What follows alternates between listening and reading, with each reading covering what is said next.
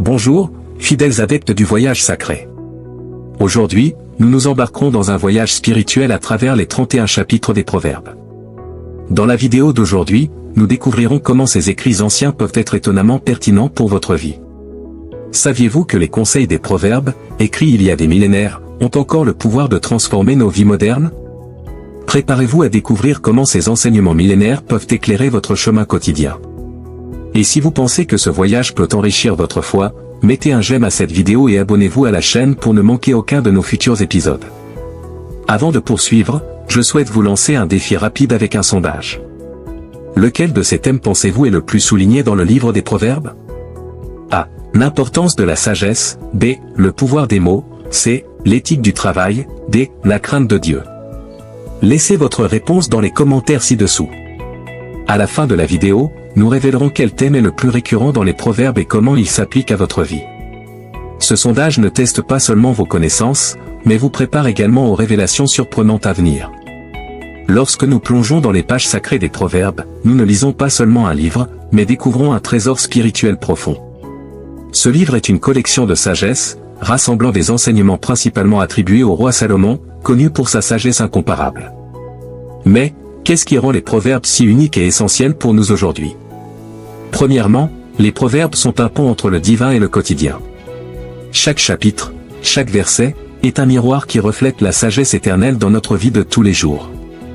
Des conseils pratiques sur les relations, les finances, le travail et la conduite personnelle aux réflexions profondes sur le caractère et la moralité, les Proverbes abordent la totalité de l'expérience humaine. Mais les Proverbes ne sont pas seulement un manuel de bonnes pratiques. C'est une invitation à la réflexion et à la transformation intérieure. Lorsque nous lisons sur la sagesse, nous sommes défiés de voir au-delà de la connaissance superficielle. La sagesse des Proverbes est vivante, dynamique et profondément enracinée dans la crainte de Dieu. Ce n'est pas seulement savoir ce qui est juste, mais être poussé à agir correctement. Dans ce livre, nous trouvons un accent continu sur l'importance du caractère. Les Proverbes nous enseignent que la vraie valeur d'une personne ne réside pas dans ses possessions ou ses réalisations, mais dans son caractère et son intégrité. Comme le livre lui-même le déclare, mieux vaut peu avec la justice que de grands revenus sans droit, Proverbes 16-8. Cela résonne fortement à notre époque, où souvent les fins justifient les moyens. Pour illustrer la force de ces enseignements, je souhaite partager avec vous une histoire que j'appelle « Le jardinier sage ». Il était une fois un jeune homme nommé Gabriel, qui travaillait comme jardinier dans une grande et belle propriété. Le propriétaire de la maison, Monsieur Eduardo, était un homme riche et respecté, mais souvent absent, faisant confiance à Gabriel pour prendre soin de ses jardins avec diligence et compétence. Un jour, en s'occupant des roses, Gabriel trouva un petit sac rempli de pièces d'or cachées parmi les buissons. Sachant que cela pourrait résoudre bon nombre de ses problèmes financiers, il fut confronté à un choix difficile. Se souvenant des enseignements de sa mère, qui citait souvent les Proverbes, Gabriel savait que la vraie sagesse ne réside pas dans le fait de profiter de situations fortuites, mais dans l'action avec intégrité. Mieux vaut peu avec la justice que de grands revenus sans droit, disait-elle souvent, citant Proverbes 16-8. Gabriel décida alors d'apporter le sac de pièces à Monsieur Eduardo, expliquant comment il l'avait trouvé. Impressionné par l'honnêteté du jeune homme, Monsieur Eduardo récompensa généreusement Gabriel, non seulement avec de l'argent, mais aussi avec une promotion, lui confiant plus de responsabilités. L'histoire de Gabriel se répandit dans la communauté, et il devint connu non seulement pour ses compétences de jardinier, mais aussi pour son caractère exemplaire.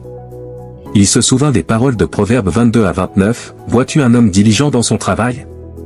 Il se tiendra devant les rois, il ne restera pas parmi les obscurs. » Cette histoire illustre comment l'application pratique de la sagesse et de l'éthique, enseignée dans les Proverbes, peut mener à des récompenses plus grandes que des gains immédiats et discutables. Gabriel a choisi le chemin de l'intégrité et, ce faisant, a trouvé des bénédictions et du respect bien au-delà de la valeur des pièces d'or. De plus, les Proverbes nous montrent la beauté et le pouvoir des mots. Les mots ont le pouvoir de construire ou de détruire, de guérir ou de blesser.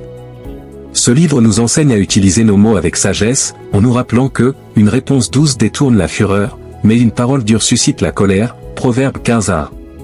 L'éthique du travail est également un thème récurrent. Dans une société où le succès est souvent mesuré par le statut ou la richesse, les Proverbes nous rappellent la dignité du travail honnête et l'importance de la diligence. Vois-tu un homme diligent dans son travail? Il se tiendra devant les rois, il ne restera pas parmi les obscurs, Proverbes 22-29. Enfin, et peut-être le plus important, est la crainte de Dieu. Ce concept est le fondement de toute la sagesse dans les proverbes. La crainte de Dieu n'est pas une peur paralysante, mais un profond respect et une révérence pour le Créateur, une reconnaissance que notre sagesse est limitée et que nous dépendons de Dieu pour la vraie compréhension. En explorant chacun de ces thèmes, nous réalisons que les proverbes ne sont pas seulement un livre du passé.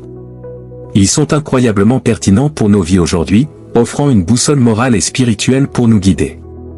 Au cours de la vidéo, nous plongerons encore plus profondément, appliquant ces principes dans notre vie quotidienne. Maintenant que nous avons compris l'essence des proverbes, passons au cœur de cet enseignement, comment appliquer ces paroles de sagesse dans notre vie quotidienne. Ce livre n'est pas seulement une collection de dictons anciens, mais un guide pratique pour une vie pleine et significative. Commençons par la sagesse. Les proverbes nous enseignent que la vraie sagesse commence par la crainte de Dieu et se manifeste dans une vie de discernement et de compréhension. Mais comment cela se traduit-il dans la pratique? Dans le monde rapide et souvent confus dans lequel nous vivons, la sagesse des proverbes nous guide à rechercher non seulement la connaissance, mais une compréhension profonde et la capacité de juger avec droiture. Cela signifie prendre des décisions non seulement basées sur des informations, mais avec considération pour la justice, la morale et les conséquences à long terme. Le cœur du sage acquiert la connaissance, et l'oreille des sages cherche la sagesse, Proverbes 18 à 15. Lorsque nous parlons du pouvoir des mots, les proverbes nous rappellent la responsabilité que nous portons avec chaque mot que nous prononçons.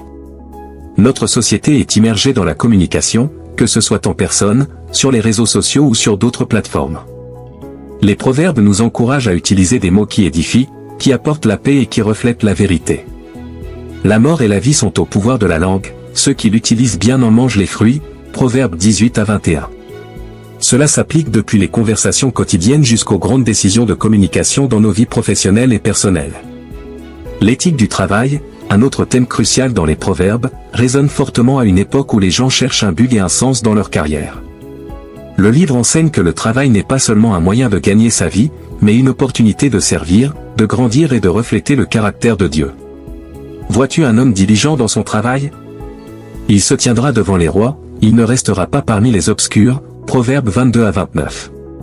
Cela nous défie de rechercher l'excellence, l'intégrité et la diligence dans toutes nos entreprises. Et, bien sûr, la crainte de Dieu est le fil qui relie tous ces thèmes. Dans un monde qui semble souvent avoir perdu son chemin, les proverbes nous ramènent à la base de toute vraie sagesse et compréhension. La crainte de l'Éternel est le commencement de la sagesse, tous ceux qui l'observent ont une bonne intelligence, Proverbes septembre 2010. Cela ne signifie pas vivre dans la peur, mais reconnaître qu'il y a un pouvoir plus grand que nous, un Créateur à qui nous devons notre existence et notre loyauté. Mais comment appliquons-nous tout cela dans notre vie quotidienne? Cela commence par des choix quotidiens, choisir des mots qui guérissent plutôt que de blesser, prendre des décisions qui reflètent l'intégrité plutôt que la commodité, chercher la connaissance et la sagesse en Dieu à travers la prière et la méditation quotidienne des Écritures. C'est un chemin qui demande dévouement et humilité, mais qui mène à une vie plus riche et plus complète. Les proverbes ne sont pas un livre de réponses faciles, mais une invitation à un voyage de croissance et de découverte.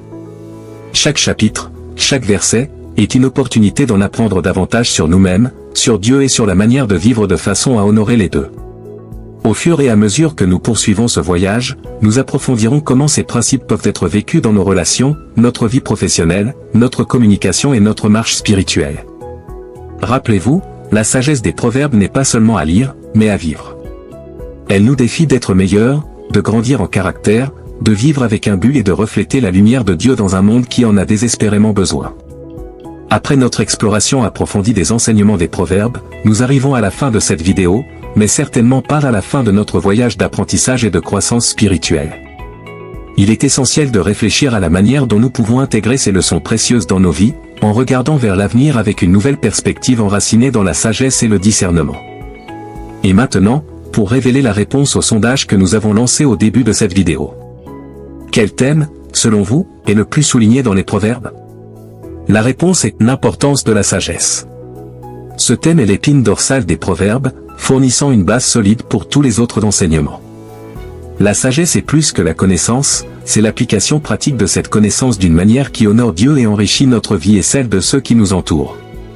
En nous efforçant d'incorporer cette sagesse dans notre quotidien, nous ne suivons pas seulement un conseil biblique, mais empruntons également un chemin de croissance personnelle et spirituelle.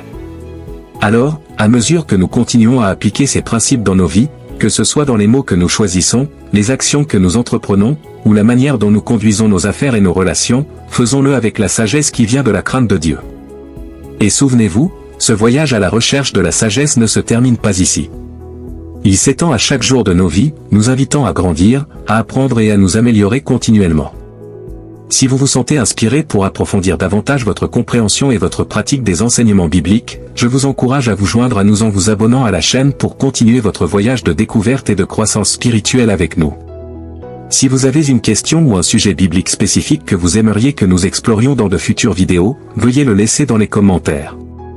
Continuons à grandir ensemble dans la foi et la connaissance de Dieu. Merci d'avoir été avec nous aujourd'hui.